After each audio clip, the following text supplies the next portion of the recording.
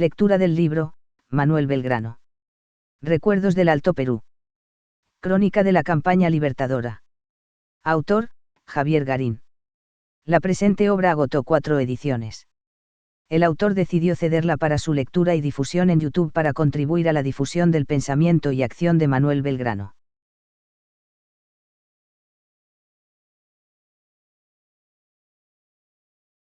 Tercera parte, capítulo 3. Febrero de 1813. En cierto lugar a la orilla del río Pasaje, por donde el viajero encuentra vado en su camino a Salta, verá sobre la orilla opuesta un alto y añoso árbol, cuyas ramas retorcidas y agrietadas tan pronto parecen ofrecer protección como reclamar piedad. Si al cruzar el vado se acerca a contemplar el anciano tronco, hallará grabadas en él, a escoplo, las palabras río del juramento.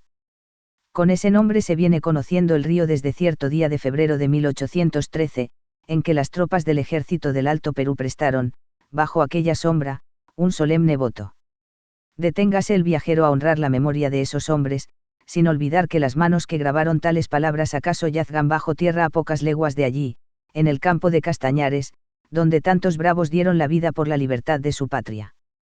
Mi pecho vuelve a llenarse de emoción cuando aparece en el recuerdo aquella tropa numerosa, fatigada por las muchas leguas y el vado difícil, que permanecía en cuadro junto al gigantesco árbol mientras yo pasaba revista. En todos se traslucía la gravedad del juramento que estaban por prestar, mientras un oficial leía en voz alta la proclama de reunión de la Asamblea Constituyente, que ejercería la suprema potestad para darnos un gobierno soberano, y a la que los presentes debíamos jurar fidelidad y acatamiento. El 31 de enero la Asamblea había inaugurado sus sesiones en Buenos Aires, obligándose a promover los derechos del país con tendencia a la felicidad común de la América, según una nueva fórmula en que se suprimía por vez primera toda alusión al vasallaje del rey de España. Desde esa fecha funcionaba en el Río de la Plata un órgano constituyente efectivo, abocado a la redacción de leyes las más gloriosas que se hubieran dictado en este suelo, para consagrar al fin los ideales últimos de nuestra insurrección. Una nueva etapa se abría en la historia de nuestras luchas, y bien pronto la Asamblea extendería su prestigio a toda América, hasta las remotas comarcas mexicanas, a donde llegaría noticia de su obra como ejemplo del camino a seguir. La Asamblea dio nuevo impulso a la corriente de libertad y sirvió a su causa con eficacia mayor que la que antes o después haya podido darle gobierno alguno. Y aunque a la sazón esa obra recién comenzaba, no vacilo en decir que desde su primera sesión comprendí la abundancia de frutos que cabía esperar de ella, como que los hombres más liberales se habían impuesto en todas las jurisdicciones, y el lustre de los diputados permitía abrigar las mayores esperanzas. Me convertí desde entonces en resuelto defensor de la Asamblea, por cuya supremacía abogué en toda ocasión.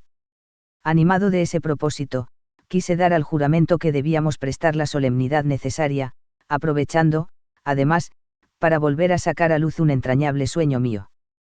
Contemplaba yo la escena con mezcla de satisfacción y temor, preguntándome si sería dable cumplir nuestro voto en la batalla que nos aguardaba, cuando, al son de una música marcial, avanzó hacia el centro del cuadro mi segundo, Díaz Vélez, con una escolta de granaderos.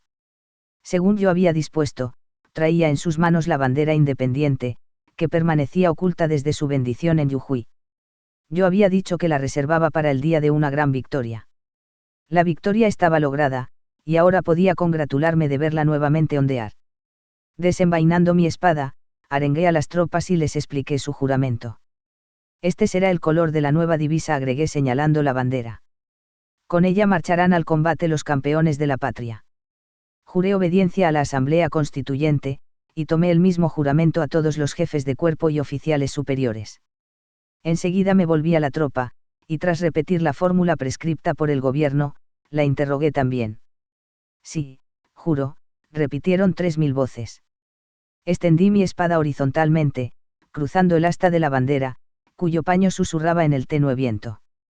Uno a uno desfilaron los soldados para sellar con un beso, en esa improvisada cruz, la gravedad de su compromiso. Así permanecimos largo tiempo, yo sosteniendo mi espada extendida, la bandera en alto, y las tropas desfilando con unción, protestando morir antes que volver a ser esclavos. Horas duró este desfile, hasta que el último tambor hubo estampado su beso en el asta. Cuando mi brazo ya no pudo sostener la espada, la traspasé a mi segundo, y este luego a otro, y a otro. Concluido el desfile, mandé que se inscribieran en el tronco del árbol las palabras conmemorativas de aquel juramento. Entonces Díaz Vélez marchó con la bandera en alto, a la cabeza de todos los cuerpos y al son de música guerrera, hasta la tienda en que me había retirado a descansar, para entregármela. El regocijo era grande, y nadie dejó de comprender que ese acto señalaba también su nueva condición de hombres libres, sin más ataduras que su voto ni más sujeción que la de su destino a la suerte de la revolución que los había convertido en tales. Haría falta una pluma menos pobre que la mía para retratar el efecto causado. He dicho ya cuánto me prometía de la fuerza de los símbolos. Mis hombres debían marchar a la muerte, preciso era pulsar con energía sus cuerdas morales, y la bandera lo hizo de un modo profundo e inolvidable. Por 2 veces yo la había arriado con disgusto. La situación política era ahora favorable, la moral de las tropas y el juramento de la Asamblea ofrecían el pretexto para volverla a enarbolar.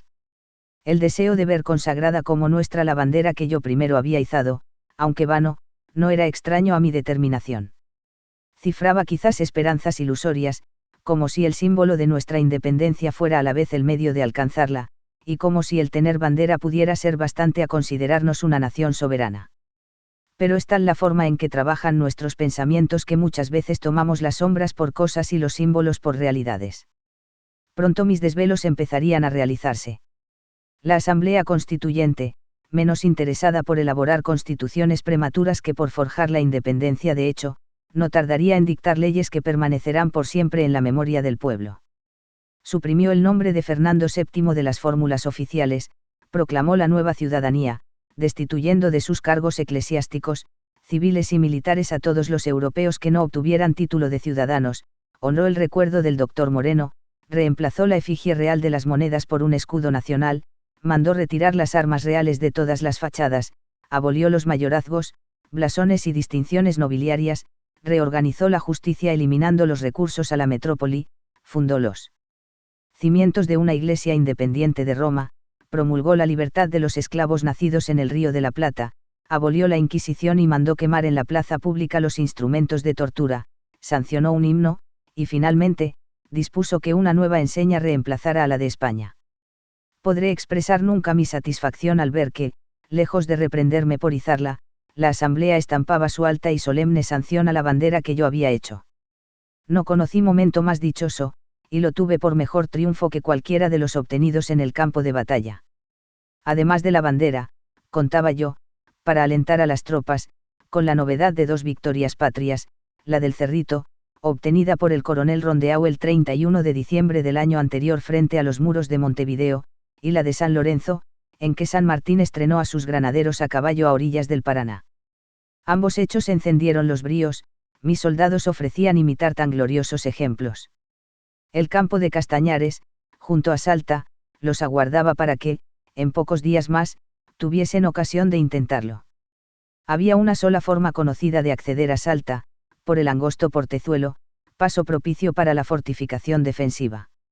El enemigo, atrincherado en la ciudad, confiaba que lo difícil de la senda, anegada por las lluvias, y lo inexpugnable de la plaza alejaban la posibilidad de ataque. 3.740 hombres de las 3 armas constituían su fuerza, sumando los que se hallaban en Salta y la pequeña guarnición de Jujuy. Tristán, según luego supe, no quería dar crédito a los rumores que anunciaban nuestro avance. A medida que estos se fueron haciendo más insistentes, se hizo también más poderosa su decisión de resistir. Su honor militar estaba en juego, debía lavar la mancha del Tucumán, y se prometía una venganza en regla. El mismo día en que yo hacía jurar la asamblea, Tristán escribía a su primo informando su resolución. Los rumores atribuían a nuestro ejército cerca de 4.000 efectivos, pero él no se amedrentaba. Podrá temerse nada, razonaba, aunque el enemigo nos supere en número, cuando en calidad, sin hipérbole ni jactancia, somos tan superiores.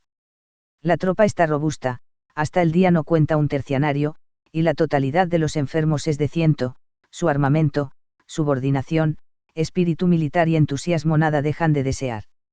Y en la situación presente, ¿qué otro arbitrio nos queda sino entregarnos a la providencia y resolvernos a vencer o morir? Exponía luego las razones que tornaban desaconsejable una retirada, sería de nuestro honor y conveniencia dar un paso atrás. Dejaríamos de ser perseguidos si el enemigo trae resolución de atacarnos con más ventaja ya en la marcha, ya perdida nuestra opinión y amilanado el ejército por un retrógrado. Mientras Goyeneche no le ordenara otra cosa, Tristán prefería sepultarse en Salta con honor. Así lo había jurado con su tropa. Cuando leo esta carta, cuya copia rescatada al enemigo tengo a la vista, no deja de sorprenderme la semejanza de algunas palabras de Tristán con las que dirigía Buenos Aires antes de la batalla del Tucumán. Aunque menos desventajosa, su situación era comparable a la mía cuando, perseguido, la retirada también se me presentaba más riesgosa que la batalla misma. Si bien las tropas realistas estaban desmoralizadas, pese a sus afirmaciones en contrario, Tristán se fiaba de las ventajas de su posición. Nuestro ejército debía atacarlo por el Portezuelo, donde el camino forma una lomada a medida que se acerca a Salta. Los viajeros que se dirigen a esta ciudad sin conocerla suben penosamente la cuesta hasta que, una vez en lo alto, ven surgir repentinamente, a sus pies, el inesperado caserío. Tristán fortificó este acceso e instaló sus piezas de artillería en puntos desde los cuales podría descargar un fuerte fuego sobre nuestra línea, la cual, obligada a desplegarse en terrenos más bajos, daría fácil blanco a los proyectiles. Mi principal preocupación era, justamente, cómo llegar sin descalabro al umbral de Salta, cómo eludir la trampa del Portezuelo. A mediados de febrero llegaron a Salta informaciones preocupantes para mi adversario. Un puñado de fugitivos entró a galope en la plaza para anunciarle que su avanzada, situada en Cobos, había sido atacada por sorpresa y dispersada, dejando en el campo algunos muertos y prisioneros. Aturdido por la noticia, Tristán quiso saber si los atacantes eran una partida suelta o un destacamento. Pero aquellos fugitivos habían abandonado su puesto con tanta precipitación que ninguno le supo responder. Como luego averigué por conversaciones que tuve con Tristán, él no quería admitir que ya tuviera sobre sí al ejército patriota, cuya marcha, en medio de lluvias torrenciales, no podía haber sido tan veloz. Ignoraba que el ataque a Cobos lo había efectuado nuestra vanguardia, y que detrás avanzaba el grueso de nuestras fuerzas. No obstante, mandó acelerar los trabajos en el Portezuelo, reconoció el terreno, tomó sus notas y formó su plan de batalla, extremando la vigilancia de la ruta que suponía habíamos de traer nosotros. Me confesó más tarde sus esperanzas de defenderse con éxito. Nos rechazaría a puro fuego de cañón, para luego salir en nuestra caza y terminar de batirnos cuando nos dispersáramos. En todo caso, como él mismo decía, no quedándole más partido que la ignominia y la muerte, le era forzoso vencer. El 13 de febrero nuestro ejército había reanudado su avance bajo un cielo destemplado y abundantes lluvias. A marchas forzadas, chapoteando en el barro, deteniéndose a empujar las carretas atascadas, mis hombres sufrían sin chistar el terco diluvio. El camino se hacía intransitable. Demandaba grandes esfuerzos cruzar los cursos de agua que por todas partes se habían abierto, o los engorrosos lodazales. No había oficial o individuo de tropa que no llevase al cuello su escapulario, protegiéndolo como podían de las aguas junto con sus armas y municiones. Pese a lo adverso del tiempo, la moral no decaía y la marcha progresaba tenazmente. Atravesamos la ciénaga, nos dirigimos a Cabeza de Buey faldeando las primeras elevaciones, cuyas laderas ofrecían un vivo verdor a consecuencia de la lluvia, dejamos a nuestra izquierda el relieve montañoso, y, sin descansar, arribamos a Cobos, el punto que nuestra vanguardia había arrebatado a las avanzadas realistas. Un cielo negro y embozado descargaba un terrible aguacero, nada se podía ver, aún a pocos pasos, un fango pegajoso cubría la huella, los soldados, con vacilante pie, se abrían paso a través de la densa cortina de agua, las 50 enlodadas carretas que constituían nuestro parque, y las 12 piezas de nuestra artillería tornaban más fatigoso el andar. Yo avanzaba no menos duramente, quebrantada la salud por el mal tiempo y las preocupaciones. Reunido con la vanguardia y anoticiado de la fuga enemiga de Cobos, que recién entonces supe, dispuse continuar la marcha por el Valle de la Ramada. Los contornos serranos aparecían difusos tras la veladura de la lluvia, y el arroyo que corría por el centro del valle estaba muy crecido, añadiendo un obstáculo a las operaciones. La vegetación era densa, no se oía otro sonido fuera del bravío arroyo y de la lluvia, que azotaba suelo, hojas y hombres sin compasión. Llegados a punta del ojo de agua, dimos comienzo a una maniobra estratégica de que me prometía el mejor resultado. Existe allí una bifurcación. Por el camino de la izquierda envié a nuestra vanguardia, rumbo a las higuerillas, en la entrada del Portezuelo, mientras que con el grueso del ejército tomaba yo el camino de la derecha, que conduce a un espejo de agua llamado la Lagunilla. Allí acampamos, a 3 leguas de Salta, sin que el enemigo se hubiese percatado de nosotros. Todas mis preocupaciones giraban alrededor del portezuelo y el fuego de artillería que nos abriría el enemigo. Este era el problema capital de la campaña, pues no veía el modo de no ser batido a cañonazos. Pero una circunstancia fortuita, de esas con que la providencia suele auxiliarnos, había venido a darme la solución. El capitán José Apolinario Saravia, a quien apodaban Chocolate, era, como dije, salteño. Quiso Dios que este oficial poseyera una chacra situada al norte de Salta, a mano derecha del camino a Jujuy, junto al campo de Castañares, amena pradera que limita la ciudad por el norte. Debido a la ubicación de su hacienda, Saravia conocía la existencia de una senda oculta que, partiendo de la Lagunilla, se internaba por una angosta quebrada, conocida con el nombre de Chachapoya, para desembocar en las tierras de su propiedad. Habiendo comunicado estas informaciones a sus superiores, llegaron a mí, y al instante lo hice comparecer. ¿Cree Judy que puede pasar por allí un ejército? Sí, mi general, no le quepa duda. Aún con lluvias. Con lluvias también, mi general, salvo que sea el diluvio. Fue con tales las noticias que concebí un plan totalmente nuevo. La senda de Chachapoya resultaba providencial. Siendo su existencia desconocida para el común, también debía serlo para el jefe enemigo. Mi plan tenía el acierto de la audacia, de la que siempre cabe esperar los mayores frutos, así en la milicia como en la vida. Al enviar por el portezuelo a nuestra vanguardia, engañaría a Tristán con un ataque simulado. Mientras él se preparaba para rechazarnos en ese punto, el grueso de mis tropas emprendería el camino de Chachapoyas, dejando la ciudad a nuestra izquierda, oculta tras un cerro. Si las condiciones nos favorecían y el camino era practicable, en pocas horas habríamos aparecido en el campo de Castañares, al norte de la ciudad. De esta manera el enemigo era sorprendido por su retaguardia, interrumpíamos sus comunicaciones con Jujuy y le cortábamos la retirada. Mi exaltación llegó al extremo de imaginar que tomábamos de sorpresa la ciudad por el norte, derrotando al enemigo sin batalla. Con esta atrevida concepción, instruí a mi vanguardia que distrajera a los realistas en el portezuelo y luego se replegara por Chachapoyas, para unirse a nosotros. La guerra tiene ominosos recodos. En Tucumán, Tristán había querido sorprenderme con una maniobra equivalente, un ataque simulado y una marcha estratégica cortando nuestra retirada. Ahora era yo quien lo hacía. Sería un magnífico desquite. Ojalá mi ejército no corriera en Salta la misma triste suerte que en Tucumán el enemigo. Mandé reconocer la quebrada. Las horas que tardó la partida en volver fueron de terrible tensión. Si el camino no era practicable, el plan se desmoronaba. En esa espera se agudizaron mis dolores de estómago. El doctor Redhead, agregado como cirujano militar, temió una úlcera. Pero cuando el jefe de Estado Mayor volvió, leí en su rostro las buenas noticias.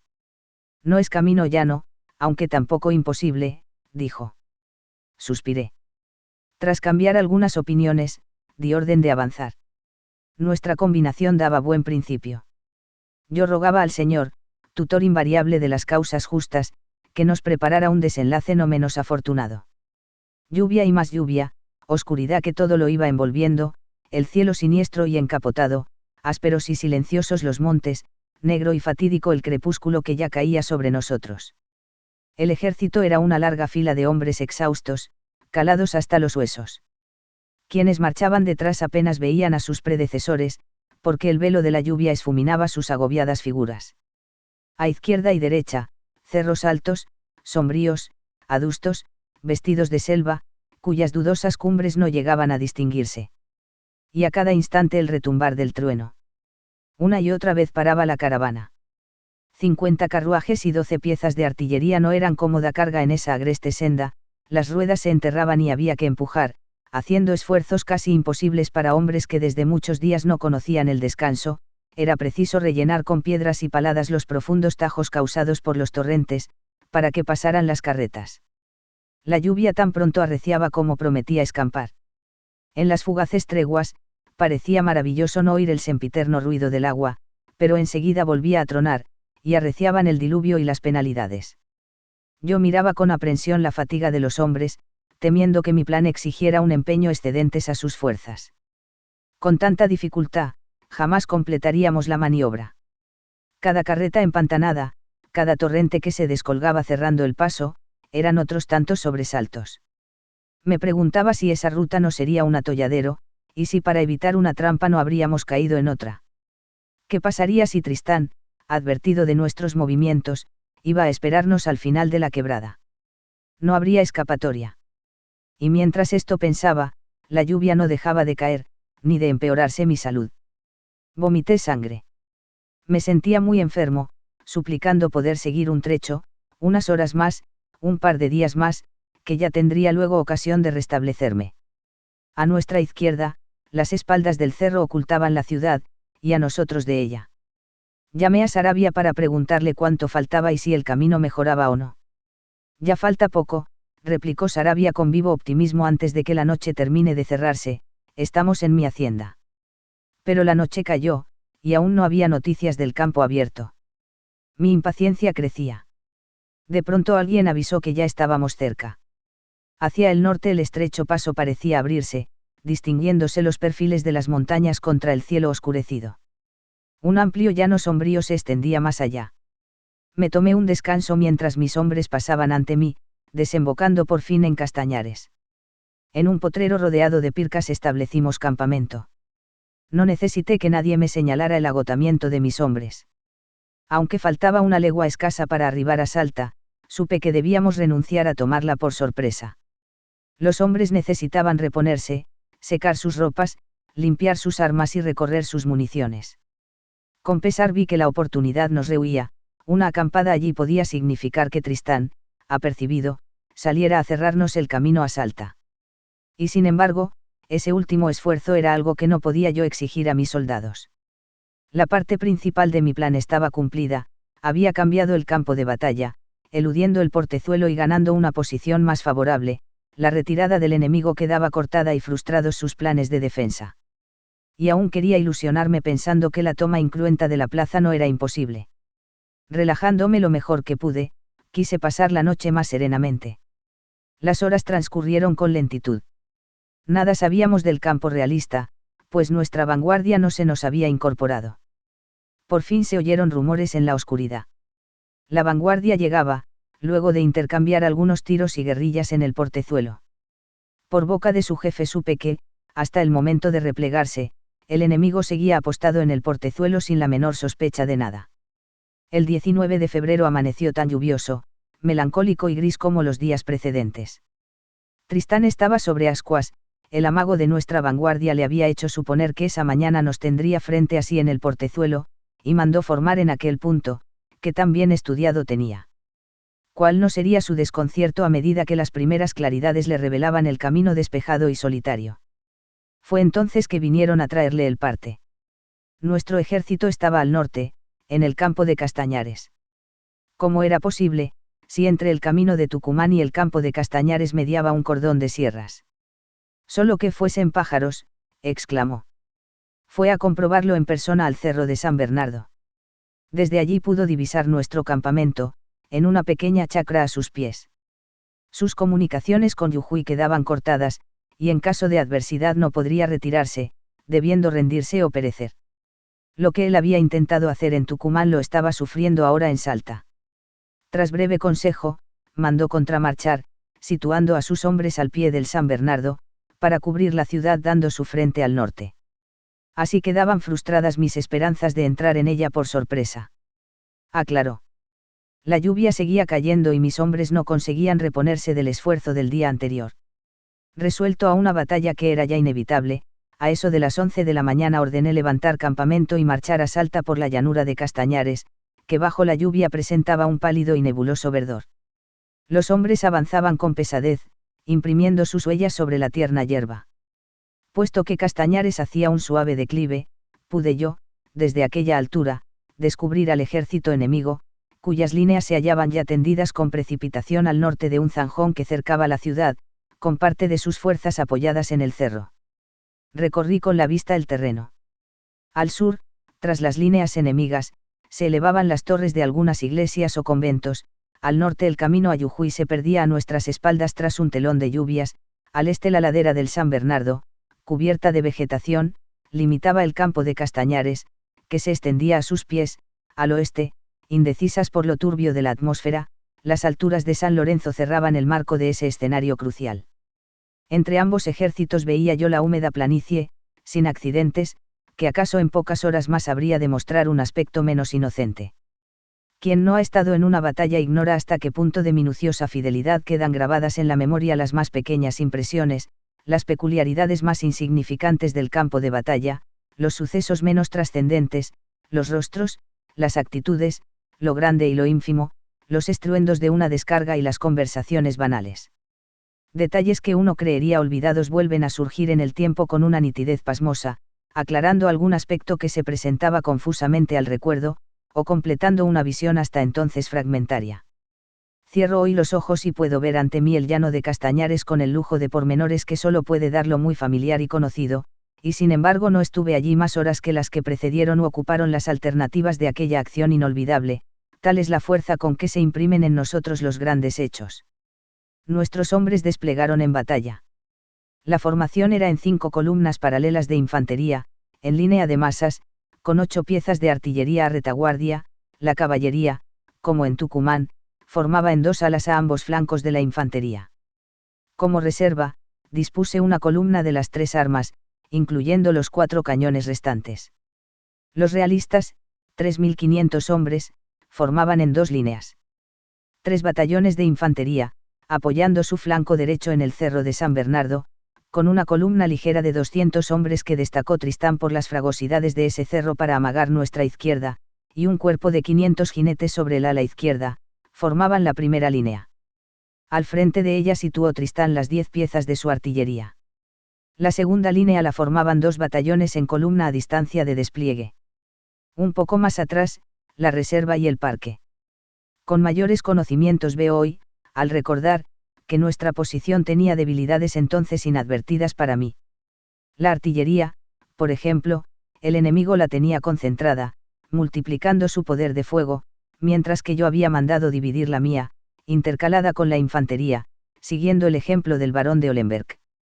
La columna ligera que Tristán había puesto en la ladera del cerro era un acierto, según se demostró, pues resultaba inatacable y podía inferir, como infirió, severos daños en nuestro flanco izquierdo. No hallé manera de neutralizar esta desventaja. El enemigo había apoyado firme y seguramente su flanco derecho en el cerro, y eso le permitía reforzar sin peligro su flanco izquierdo, que era el más débil, lo que hizo mandando hacia aquel costado sus 500 hombres de caballería, sin dividirlos. Era también un acierto de Tristán, pues solo allí se presentaba un terreno llano, propicio para esa arma. En cambio, yo dividí nuestra caballería en 2 alas, desaprovechando la ventaja numérica, pues luego se vio que el ala izquierda no podía maniobrar en la ladera del cerro. Fácil es criticar nuestras resoluciones una vez que la batalla ha pasado, después de ver el juego de las distintas fuerzas, dónde faltó y dónde sobró, qué punto estaba firme y cuál debió ser reforzado. Lo difícil es prever todo esto antes de la voz de ataque. Es allí donde se revela la capacidad de un militar. Yo nunca he pasado de ser uno mediocre, aunque la fortuna me haya sonreído a veces. Pienso que Tristán conocía sus ventajas, aunque adivinaba también que no eran decisivas, pues nunca demostró otra cosa que el deseo de defenderse. Nuestra marcha estratégica lo había descolocado, y el campo de Castañares nos favorecía, tanto por su declive como por el efecto moral que significaba para los realistas el hallarnos donde menos nos esperaban. Por mi parte, pasé todo el tiempo anterior a la batalla midiendo y sopesando, consultando y dando directivas, observando y haciendo estimaciones, con una meticulosidad obsesiva, como nunca hice en otros casos. Temía cualquier falla, cualquier imprudencia que nos perdiera luego de haber hecho una marcha tan feliz, echando por tierra la victoria del Tucumán. Las tropas de ambos bandos permanecían en sus lugares, inmóviles, expectantes. Todo era quietud, con excepción de algunas breves guerrillas, tiros aislados y las provocaciones e insultos que se intercambiaban a la distancia las guardias avanzadas de una y otra fuerza. Por el momento toda la acción se reducía a ese inocuo comercio de insultos y balazos, pero era claro, por las expresiones reconcentradas de los hombres, que el desenlace se acercaba. El agua seguía cayendo, tenue, obstinada. Hora tras hora transcurrió de este modo. No me decidía yo a ordenar el ataque, ni Tristana otra cosa que a esperarlo. Continuaron las lluvias, las tropas inmóviles, las miradas torvas a través de la distancia gris, cayó el ocaso, triste y adusto, y mientras se pronunciaba la sombra, dispuse yo replegar las guardias, que todavía se empeñaban en tirotearse con las del enemigo. Nuestro frente quedó cubierto por las líneas de avanzadas, en espera de la noche, que llegaba tan veloz y densa como escasa y mortecina había sido la luz del día. Por temor a un ataque nocturno sobre alguna de las columnas que habíamos desplegado, mandé concentrar en masa sobre el centro. El día 19, en que yo había calculado poder entrar a la ciudad, llegaba a su fin sin que el objetivo se hubiera alcanzado. Por la noche el agua fue abundantísima. Al recorrer mis fuerzas vi a los hombres inclinados bajo la lluvia interminable, acariciando con devoción sus escapularios, guardando armas y municiones con un cuidado extremo, prefiriéndolas a sí mismos, sufriendo el mojarse y estar a toda intemperie antes que permitirse inutilizasen los medios de ofender a los tiranos. Muchos labios murmuraban oraciones a la Virgen. Todo era tinieblas, solo allá adelante se veían titilar, como pálidas estrellas, las humedecidas fogatas del campo enemigo, donde se calentaban hombres igualmente acosados por la lluvia, destinados a ser víctimas o matadores de los nuestros. Mi salud me atormentaba. En vano pedí al doctor Redhead algún alivio. Una aguda punzada en el estómago me hacía rogar a Dios no verme privado de asistir a la batalla, por el adverso efecto que tendría mi ausencia sobre la moral de las tropas. Preciso es comprender la susceptibilidad que invade a quienes van al encuentro de la muerte, los temores supersticiosos, la búsqueda de augurios y señales del destino. El doctor Redhead diagnosticó una úlcera, producto del estado de irritación nerviosa de los últimos meses. Contemplando a mis hombres dispuestos a todos los sacrificios, me admiré, como en tantas otras ocasiones, del poder de la voluntad, la fuerza de una idea, que lleva a los individuos a ofrecerse en holocausto, pero enseguida, al meditar que muchos de ellos estaban ya condenados sin saberlo, fatalmente señalados para morir en pocas horas, la primitiva emoción fue reemplazada por un sentimiento de horror y vacuidad. Habían nacido, sufrido y amado, transitando los rudos caminos de la vida, eran sagrados como manifestación de la grandeza divina, y hasta el último de ellos, el más miserable y ruin, participaba, por su condición de hombre, de la divinidad. Tenían ojos que se habían maravillado ante el espectáculo del mundo, manos que habían producido objetos que acaso las sobrevivirían, corazones capaces de fe y de temor. En cada uno de ellos había puesto Dios la luz del alma. El que estuviesen ahora allí era consecuencia de una larga cadena de azares, esfuerzos, penalidades, íntimos designios, años lentamente transcurridos, y sin embargo, solo Dios sabía cuántos de esos hombres habrían de yacer en poco tiempo más sobre el campo impasible, derrocados de la vida, con todos sus sueños y esperanzas, y el prodigioso aparato de sus recuerdos, apagados para siempre. ¿Para qué habían vivido? Para morir allí. Quien ha contemplado los despojos de una batalla sabe cuánto hay en ellos de triste y absurdo, caricaturas de seres a los que se arrebató la llama de la divinidad.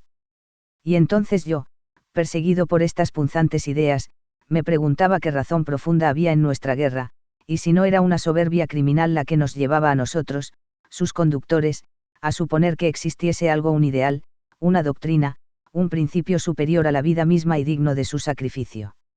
Y la conciencia de mi responsabilidad se hacía tan mortificante, que se desvanecían frente a ella hasta los mismos padecimientos físicos. Tercera parte, capítulo 4. 20 de febrero de 1813. Pasó la noche, llegó el amanecer, mórbido, gris, vestido de llovizna. Las tropas se reanimaron a la primera claridad.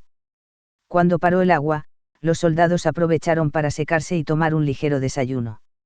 El enemigo permanecía en las posiciones de la víspera, sus fuegos, encendidos. Por la noche mis padecimientos se habían agravado. Al rayar el alba, un violento espasmo me hizo vomitar sangre. El doctor Redhead acudió en mi auxilio sigilosamente, para evitar las zozobras de la tropa, pero la noticia circuló a despecho de las precauciones, y bien pronto se dijo que yo no podía tenerme en pie. Imposibilitado de montar, mandé se me preparase una carretilla tirada por caballos, para trasladarme rápidamente de un punto a otro del campo. Estos incidentes solo sirvieron para avivar malos presentimientos. El soldado deposita una fe ciega en los arbitrios de su general, pues, buenos o malos, de ellos depende su vida, y si esa fe se quiebra, la batalla estará perdida antes del primer disparo. Según avanzaba el día, la situación empezó a mejorar. Un viento arreó las nubes, y el azul cielo salteño pudo columbrarse a través de los jirones de la tempestad. La hierba se tornó lujosa al brillo del sol. Los temores, aventados por la creciente excitación de la batalla, empezaban a disiparse.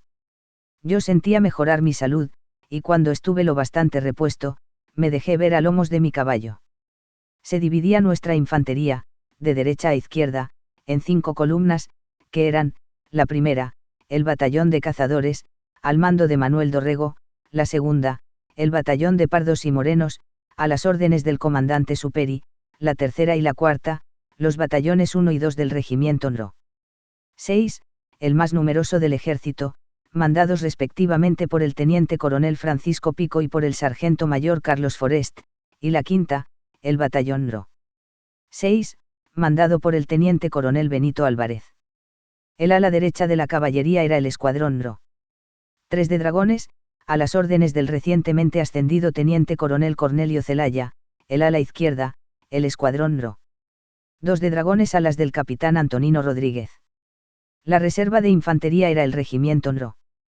1 del teniente coronel Gregorio Perriel; la reserva de la caballería la formaban los otros 2 escuadrones de dragones, al mando del sargento mayor Diego González Valcarce el uno, y del capitán Arévalo el otro.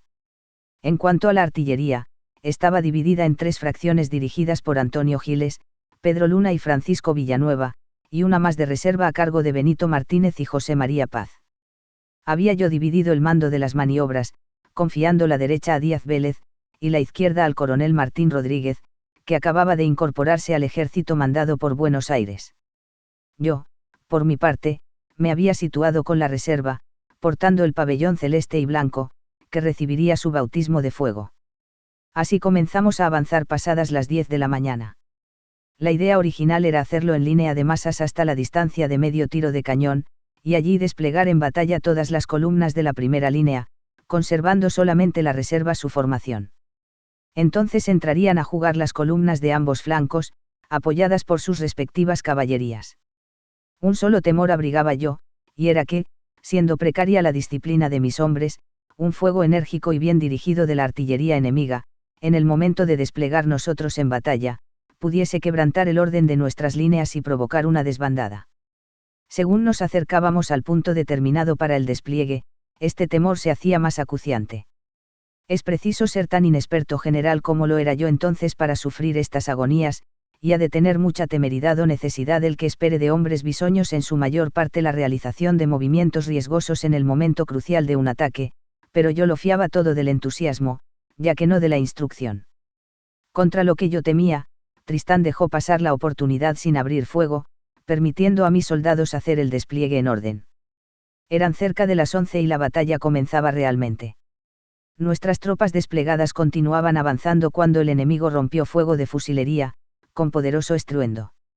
El humo cubrió el campo, los heridos empezaron a caer de un extremo al otro de nuestra línea. El ejército entero vaciló azotado. Los fusiles enemigos volvieron a descargar, nuevos hombres cayeron.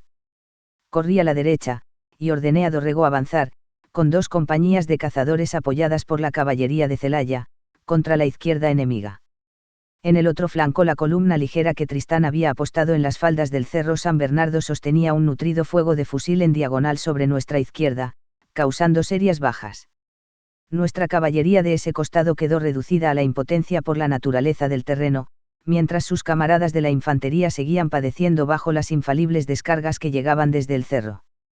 Corrí hacia allí, buscando neutralizar, con alguna disposición desesperada, las ventajas de la posición enemiga.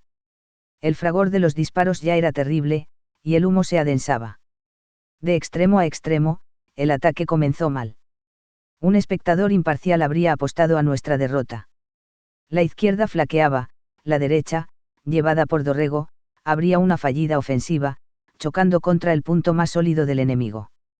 Tristán había puesto toda su caballería en refuerzo de ese flanco, los cazadores de Dorrego ni podían dispersarse en tiradores por la corta distancia, ni atacar en masa por su inferioridad numérica, y ya el enemigo contraatacaba para destruirlos. Fue debido a un oportuno golpe de vista de Díaz Vélez que la caballería de Zelaya, frente al peligro en que se encontraba Dorrego, se adelantó a protegerlo. Pero al cabalgar por delante de la línea patriota, que aún no había abierto el fuego, Díaz Vélez recibió en el muslo un disparo aislado, proveniente de algún fusil de sus propias tropas. Inútiles resultaron sus esfuerzos por mantenerse a caballo, la sangre manaba abundante, y debió retirarse de la acción. Perdí así a mi principal lugarteniente. Con la derecha rechazada, con la izquierda hostilizada desde el cerro, herido mi segundo, indispuesto yo, y atravesando todos una verdadera hora negra, la suerte parecía querer traicionarnos a las puertas de Salta, y la providencia, abandonarnos cruelmente a los tiranos. Sin haber hallado el medio de ahogar el fuego enemigo en las faldas del cerro, que tanto daño nos infligía, se me imponía regresar al otro costado. Llamé a una sección de la reserva, a las órdenes de Álvarez, encargándole atacar la columna ligera enemiga y desalojarla como fuese de aquellas alturas, y me dirigí a todo galope a la derecha, para ver qué había sido del ataque de Dorrego. Tal vez la justicia reclama que exprese aquí hasta qué punto llegaba mi confianza en ese oficial, a quien tanto había distinguido en el pasado y de quien me separarían crueles rencores en el futuro.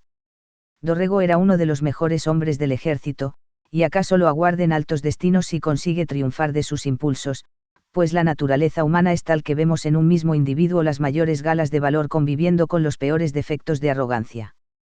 Llegado al costado derecho e informado del fracaso del ataque, así como de la herida de Díaz Vélez, vi que la batalla se perdía. Me acerqué a Dorrego. Comandante, le dije, avance y llévese por delante al enemigo. Pero no intercepte los fuegos de nuestra artillería. Dorrego asintió. En aquel momento, de buena gana le habría perdonado todos los sinsabores que me había hecho sufrir, pues su animado y resuelto semblante me devolvió la fe. Para apoyar su avance, dispuse que la caballería de Celaya lo secundara, mientras la artillería lo sostenía y le preparaba el camino.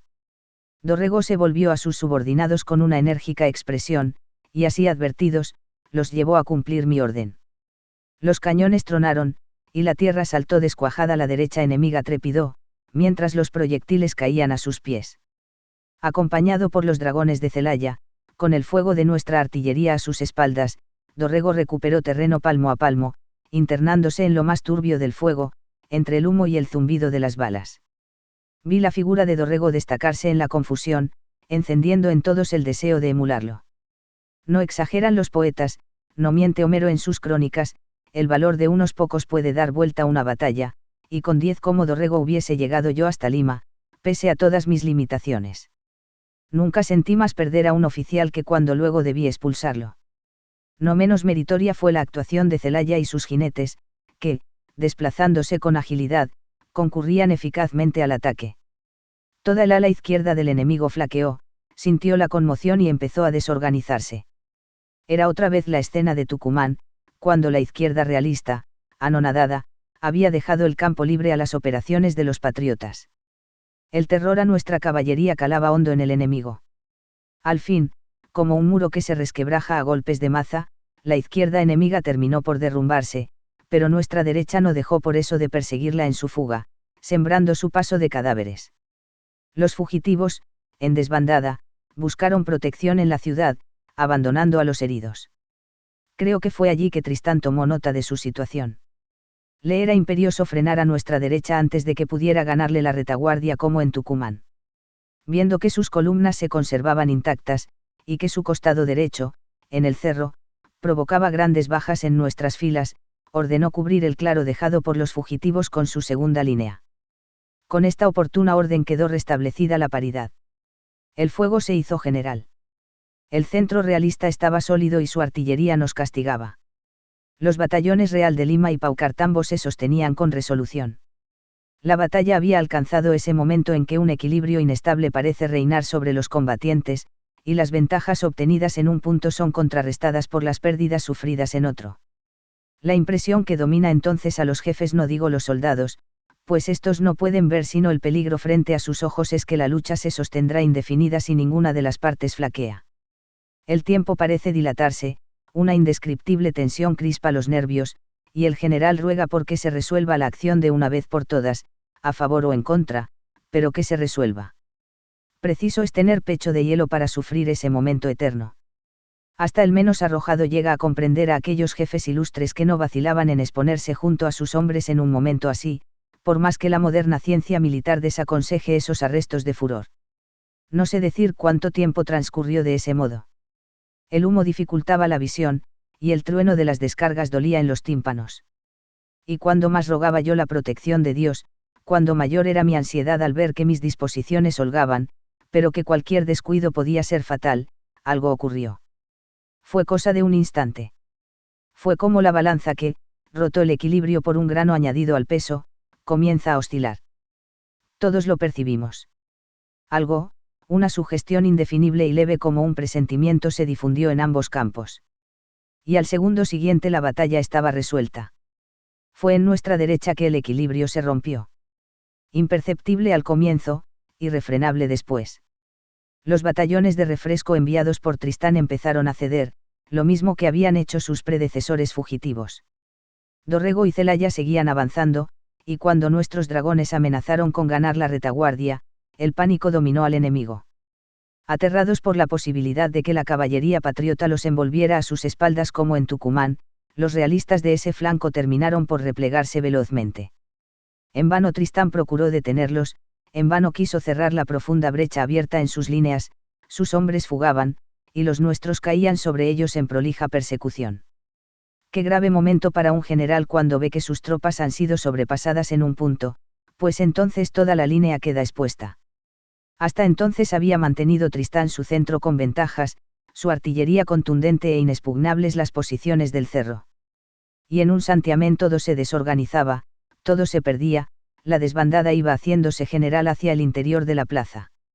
Al romper su flanco izquierdo la infantería de Dorrego y la caballería de Celaya, los realistas temieron ver cortada su retirada y empezaron a retroceder, lo que solo sirvió para acelerar su destrucción, pues quebrantada la resistencia que oponían en el centro, las columnas de Superi y Forest, que por allí atacaban, cobraron nuevo vigor, ejerciendo una presión insoportable. Tristán contempló impotente cómo cedían sus fuerzas, con tanta precipitación que ni siquiera les fue posible salvar la artillería. Los batallones de Superi y Forest les arrebataron casi todos los cañones, una bandera y varias cajas de municiones, y los masacraron en su fuga. Mientras los desbandados trataban de escapar a la muerte, penosas escenas tuvieron lugar. Cientos de heridos y muertos quedaron abandonados en el campo de batalla, otros, desesperados, caían a las aguas del pequeño arroyo Tagarete y perecían sin llegar a la otra orilla. El desastre realista era completo. La fuga de su centro había arrastrado también a la reserva, y su derecha, hasta entonces incólume, quedaría cortada y envuelta en poco tiempo más. Meditó hoy en la terrible suerte de Tristán. Derrotado en Tucumán, se había reorganizado para vengarse. Ahora todo lo perdía en minutos, la dignidad de su ejército, la causa del rey que defendía, su propio honor, la confianza de Goyeneche, la gloria anhelada, su carrera. Ya no habría una tercera oportunidad. Inútiles sus esfuerzos, frustradas sus disposiciones, cómo habrá sentido tambalear el mundo bajo sus pies. Cómo habrá deseado que todo aquello fuese un mal sueño, tras el que vendría el consolador despertar. Yo, el abogadillo, al frente de una banda de forajidos traidores a su monarca, derrotaba por segunda vez a sus disciplinadas tropas coloniales, y él, don Pío Tristán y Moscoso, militar promisorio, que había combatido toda su vida y ganado su prestigio a fuerza de coraje, estaba acabado para siempre. Trago amargo, capaz de abatir al alma más firme. Y qué ignorante yo de que el Todopoderoso me reservaba también a mí el trance de apurarlo un día. En las faldas de San Bernardo continuaba la lucha. Los batallones enemigos Real de Lima y Paucartambo querían salvar el honor sin importarles la derrota de los otros cuerpos, y la columna ligera que Tristán había puesto en las alturas seguía siendo tan dañina como al comenzar la jornada. Diré aquí mi admiración por aquellos bravos, que pese a saberse perdidos, no dudaban en sacrificarse antes que izar la bandera de la rendición. Verían desde lo alto el campo vestido de muertos, y más allá la ciudad en la que entraban en fuga sus compañeros. Abandonados por su ejército, atrapados, sin posibilidad de retirarse, ellos seguían apuntando, oprimiendo los gatillos y volviendo a cargar, como si nada terrible les hubiese sucedido. Dueño del campo de batalla, acudí con la reserva en apoyo del ala izquierda, para abatir de una vez por todas al orgulloso enemigo del cerro. Los infantes concentraron sus fusiles en aquel grupo de hombres, 2 piezas de artillería, dirigidas por José María Paz, hacían más demoledor el ataque. Durante largo rato, no hubo allí otra cosa que disparos y cañonazos. Mientras tanto, el resto de la lucha se había trasladado al interior de la ciudad. Nuestros hombres avanzaban por los arrabales de Salta con sostenido empuje. El teniente de artillería Pedro Luna había hecho arrastrar las 2 piezas a su cargo, para apoyar el triunfo de la derecha y el centro. Las descargas de los fusiles atravesaban las calles impactando en las fachadas.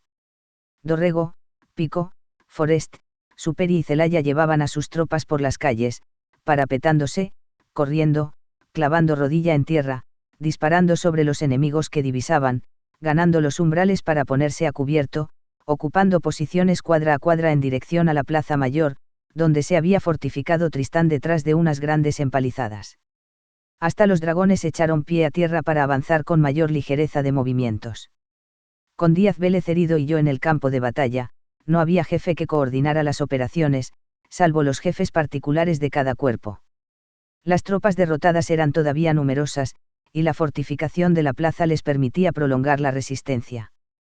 Pero la confusión y el pavor habían ganado a nuestros enemigos, que solo parecían buscar su salvación individual frente al desastre.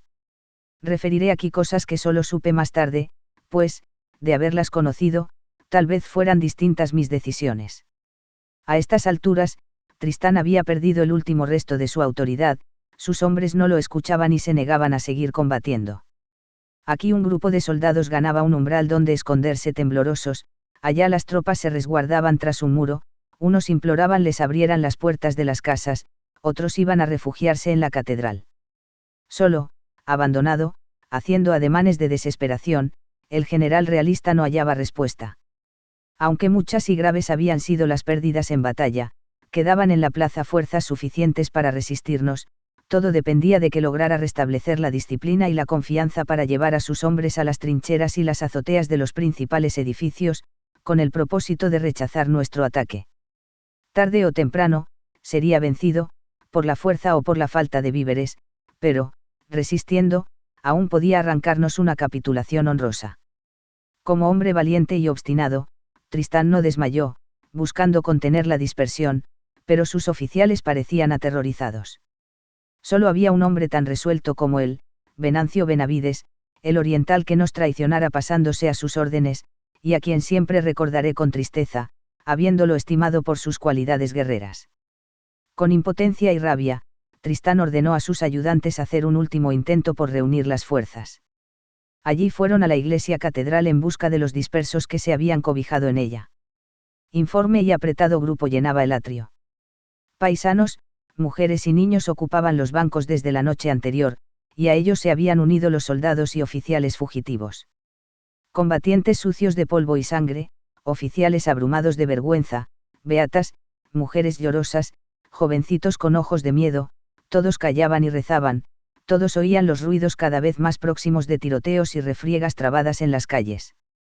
Profundo y terrible se hizo el silencio cuando el ayudante de Tristán entró y habló con voz premiosa, recordando a los guerreros su deber. El general los llamaba a la defensa de la plaza, el enemigo distaba solo cuadra y media. Nadie respondió. Esos hombres creían ya inútil luchar, bajaban los ojos con bochorno o escondían su turbación bajo la postura del rezo. Entonces, se adelantó una de las mujeres presentes, cuyo nombre, por extrañas razones, se conserva en mi memoria, tal vez debido a la impresión que me produjo esta anécdota cuando me la refirieron, pues siempre admiré el valor aunque se ponga al servicio de causas indignas. Se llamaba doña Pascuala Balbás, natural de Buenos Aires pero habitante de Salta, americana pero devota del rey y de la Santa Iglesia, y convencida de que éramos unos despreciables bandidos que veníamos a ultrajar todo lo que ella tenía por sagrado. Creyendo esta valiente matrona que el ejército de Tristán era la única valla contra la plaga de la revolución, ella contribuía a su lucha con el arma que le estaba permitida por su condición de mujer, el rezo. Cuántas Pascualas Balbás pululaban en aquellos territorios, avivando en sus maridos e hijos el odio a la libertad. El caso es que esta digna señora subió al púlpito desbordante de ira para instar a los soldados a salir en defensa de su bien amado rey Fernando. Volved al puesto de honor. Les decía, o el enemigo de Dios entrará por estas calles sin que haya un hombre capaz de escarmentarlo. Que vuestras madres no deban avergonzarse de haber parido cobardes. Sus palabras vibraron en el silencio de la catedral. Los soldados hundieron aún más sus cabezas, pero nadie se movió. Desde el púlpito, la mujer los miraba de uno en uno. En vano el insulto sucedió a la exhortación, en vano los llamó cobardes, despreciables, aunque doña Pascuala hubiese tenido en sus manos hacerlos salir de la catedral, solo habría conseguido que se arrojasen a nuestras plantas rogando por sus vidas. Toda sombra de dignidad había desaparecido en ellos, y doña Pascuala maldijo su sexo, que le prohibía salir al combate para lavar la infamia. Con la cara enrojecida de rabia bajó del púlpito, se abrió paso a los empujones, tomó a uno de los soldados apenas un muchacho y lo zamarreó. Pero solo pudo arrancarle una débil súplica. Y, como un niño al que regañan con exceso, el soldado rompió a llorar. No me he detenido en estos detalles por regodearme con la aflicción de aquellos infelices. El coraje bélico es una cualidad excedente al individuo, sujeta a circunstancias exteriores, y cuando la enfermedad del terror ha hecho presa de un ejército difícilmente se la pueda desterrar con discursos. Ay del jefe que fíe su suerte al valor individual de sus hombres. Hasta el más osado depone su pecho ante el fracaso.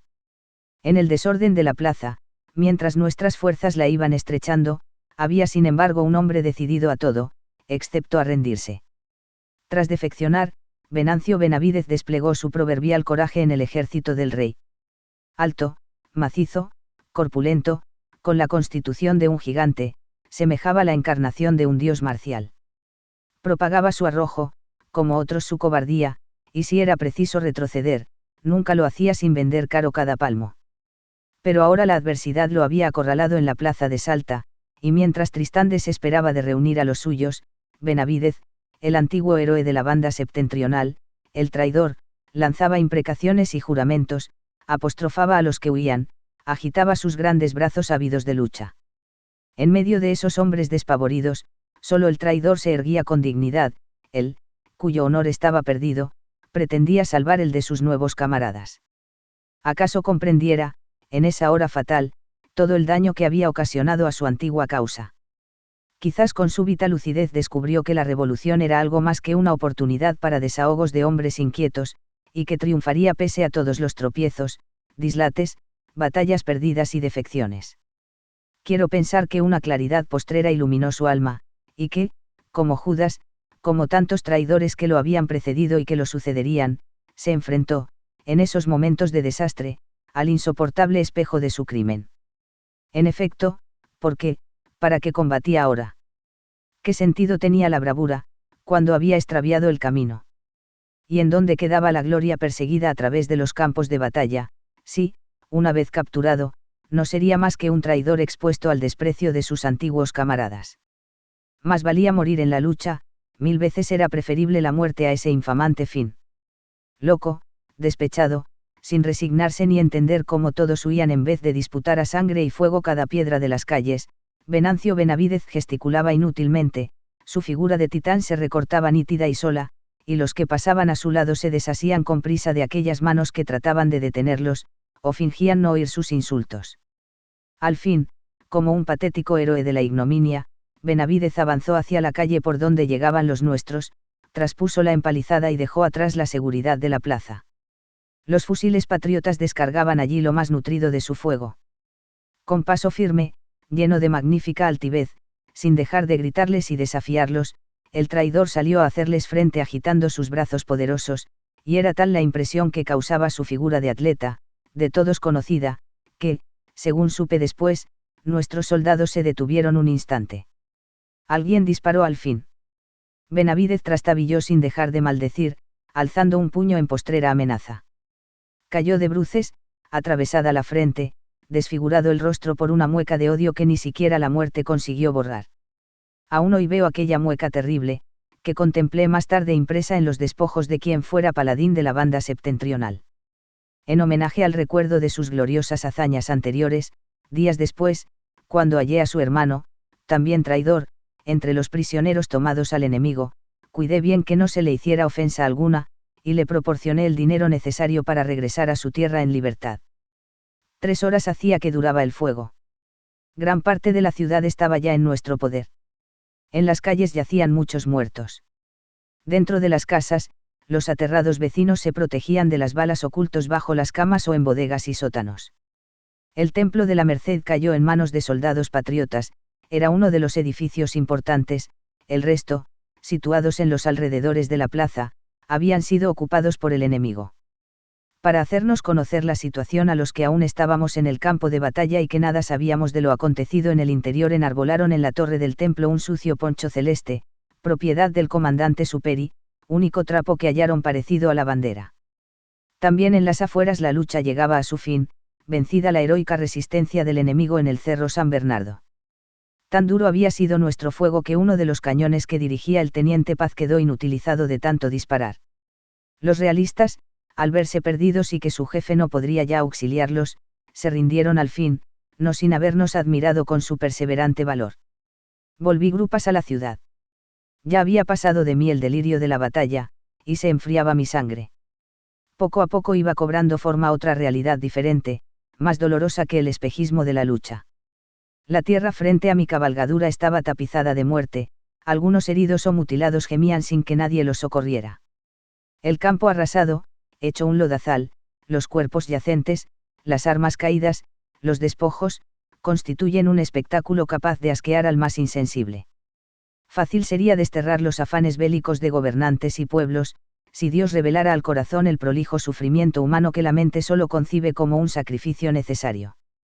Al discurrir por aquel macabro museo, no podía sino preguntarme hasta cuándo seguiríamos el camino de la guerra, y cuántos aún sería fuerza que pereciesen antes de que la jornada tocara a su fin. Otra vez, como en Tucumán, cada muerto, cada herido me azotaba la conciencia. Y no ha querido el destino que me librara de semejantes horrores, yo, que nunca ambicioné las cosas de la guerra, y que, sin embargo, debí correr tras ellas hasta el final de mis días. La victoria es nuestra, dijo alguien cerca mío, señalando el poncho celeste en la torre de la Merced. Nada respondí. En mi ignorancia de lo sucedido, pensaba que Tristán tenía elementos para resistirnos en la plaza. Yo no juzgaba prudente confiar en nuestras ventajas hasta que no se hubiese disparado el último tiro. Mandé reunir las fuerzas y envié emisarios al interior de la ciudad, a tomar noticias ciertas de boca de los oficiales que habían entrado. Entretanto, solicitó mi atención un grupo de heridos que se arrastraban a cierta distancia. Eran realistas. Dispuse su inmediato auxilio en nuestro hospital de campaña, donde el doctor Edged asistía sin tregua a las víctimas. En nuestras filas era general el entusiasmo y la confianza en el triunfo. Solo yo, taciturno y reconcentrado, rehuía por el momento toda euforia. Tristán deponía su última esperanza. Una escasa octava parte de sus hombres había respondido a su llamamiento, el resto nada querían saber de combatir. Improvisó un consejo de guerra reuniendo a los pocos jefes que permanecían con él. Su idea era intentar una capitulación antes de que nosotros, advertidos de su situación, intimáramos rendición incondicional. Nadie opinó de otro modo, la pesadumbre y el desaliento eran generales, y hasta el propio Consejo de Guerra impresionaba, según dijeron testigos, por el fúnebre aspecto de sus integrantes, cubiertos de barro, los uniformes en jirones y los semblantes sombríos. Si mis ojos hubieran podido contemplarlos tal como luego supe que se hallaban, no habría necesitado más para convencerme de la tremenda derrota que acabábamos de infligirles. Tristán buscó entre sus oficiales aquel que conservara mayor entereza para enviarlo a nuestro campo como parlamentario. El elegido resultó el coronel Laera. Enlodado de pies a cabeza, recuerdo que llevaba por todo uniforme un frac azul de paisano, sin más distintivo que los galoncitos que designaban su grado prendidos en la botamanga. Las instrucciones que recibió de su jefe consistían en parlamentar conmigo sin tardanza, proponiendo la retirada del ejército realista hasta Tupiza, y que se garantizaran la seguridad de los habitantes y de las propiedades, y el respeto a las opiniones de los individuos. Vino a mi presencia con los ojos cubiertos, según ordené, para que no pudiera tomar nota de nuestra situación. Erguido, tieso, expectante, me dio la impresión de que el coronel aprovechaba el cobijo de las vendas para ocultar unas lágrimas de dolor y rabia que, rebelándose contra su circunspección, debió verter amargamente, pues al serle retiradas aquellas, no pude menos que observar lo enrojecido de sus ojos. Mis hombres desmontaron a la era del caballo que lo traía y lo hicieron girar dando la espalda a nuestras tropas y de frente a mí. No conociéndome, preguntó con voz ahogada. Tengo el honor de hablar con el general Belgrano. Asentí. No sin trabajo expuso el objeto de su misión. Mientras lo escuchaba, mi mirada no podía dejar de vagar por el campo de batalla. Diga Yudi a su general, respondí al cabo de un largo silencio reflexivo que se despedaza mi corazón al ver derramar tanta sangre americana. Estoy pronto a otorgar una capitulación honrosa que ponga fin a esta matanza. Dígale que haga cesar inmediatamente el fuego en todos los puntos que ocupan sus tropas, como yo voy a mandar se haga en las mías, y arreglaremos los términos de la capitulación. Jamás puedo tener por gloria la efusión de sangre de mis hermanos.